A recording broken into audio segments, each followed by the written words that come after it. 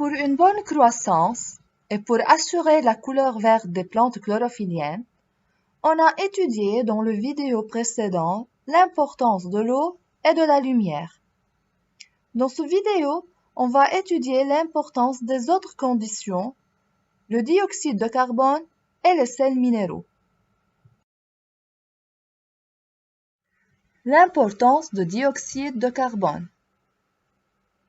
Expérience 3.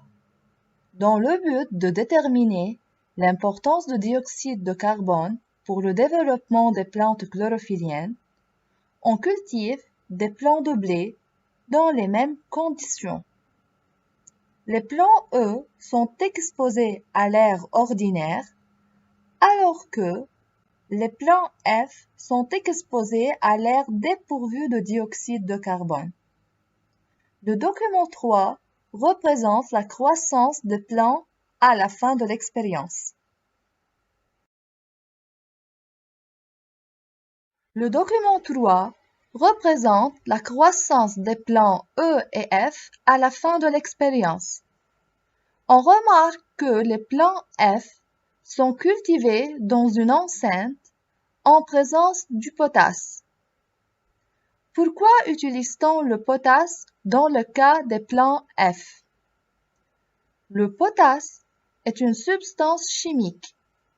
Elle absorbe le dioxyde de carbone qui se trouve dans l'air de l'enceinte. Par suite, l'air devient dépourvu de dioxyde de carbone.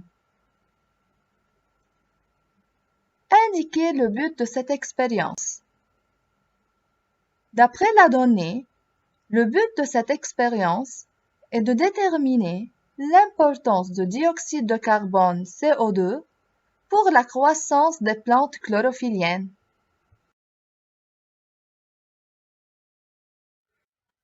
En se référant au document 3, comparez la croissance des plants E à celle des plants F. La croissance des plants E exposés à l'air ordinaire est plus importante que celle des plants F, exposés à l'air dépourvu de dioxyde de carbone. En plus, les plants E sont verts et les plants F sont jaunes. Que peut-on conclure concernant l'importance du dioxyde de carbone pour la croissance des plantes chlorophylliennes? Donc, le dioxyde de carbone, ou CO2, est nécessaire pour une bonne croissance des plantes chlorophylliennes et il assure une couleur verte à ces plantes.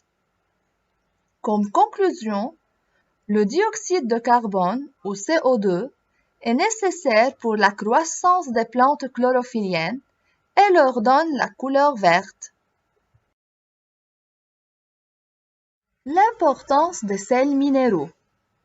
Qu'est-ce que les sels minéraux? Les sels minéraux sont des éléments chimiques qui entrent dans la composition des organismes. Les sels minéraux sont présents dans l'alimentation animale et végétale. Les sels minéraux entrent aussi dans la composition de la terre ou le sol. Expérience 4. Dans le but de déterminer l'importance des sels minéraux pour la croissance des plantes chlorophylliennes, on cultive des plants de blé dans les mêmes conditions. Les plants G sont arrosés par l'eau distillée, alors que les plants H sont arrosés par un liquide nutritif. Le document 4 représente la croissance des plants à la fin de cette expérience. À noter que l'eau distillée ne contient pas de sels minéraux, alors que le liquide nutritif est constitué de l'eau plus de sels minéraux, comme le calcium, le phosphore, le phosphate, le magnésium, etc. 1. Relevez le but de cette expérience. D'après la donnée, le but de cette expérience est de déterminer l'importance des sels minéraux pour la croissance des plantes chlorophylliennes. Comparez la croissance des plants à la fin de l'expérience.